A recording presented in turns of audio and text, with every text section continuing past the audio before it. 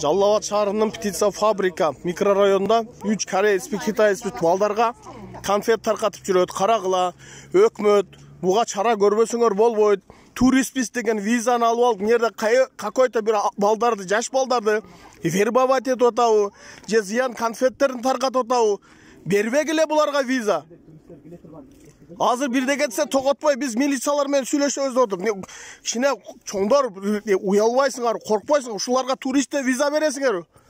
Турист мындай новостройкаларга кирип алып, жаш балдарга конфет береби? Мына отурган визовый отделде отургандар, буларга кандай виза бересиңер силер? Же кыргызча сүйлөбөйт, өзбекче сүйлөп жүрөт бирөөсү. Неге виза бересиңер? Немедленно мынандайларга чара көргүлө, муну карабайсыңарбы? Конфеттер таркат берип атабы эже балдарыңарга? Сүйлөгүлө. Берип атат. Мындай конфеттерди таркатып берип атат. Досум, не кылыш керек мындайларды айтсаң? Айткыла мнениеңа.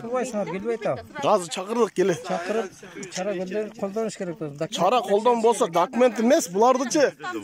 Неге беймарал турат билесиңби? Шоочу өзүнүн абасын керек болсо абаны тазалап жашаш керек. Бир эле тамак аш кийимгече эмес.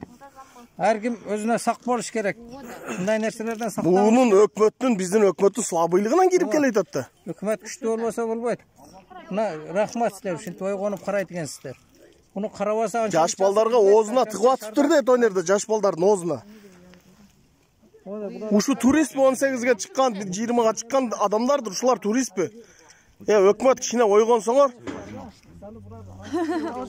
Гүлүп беймарал жүрүшөт, муларды карагыла. Анан кийин бир конкретно өзүбүзчө бир чара көрсөк, анан бизди жоопко тартасыңар. Карагыла да.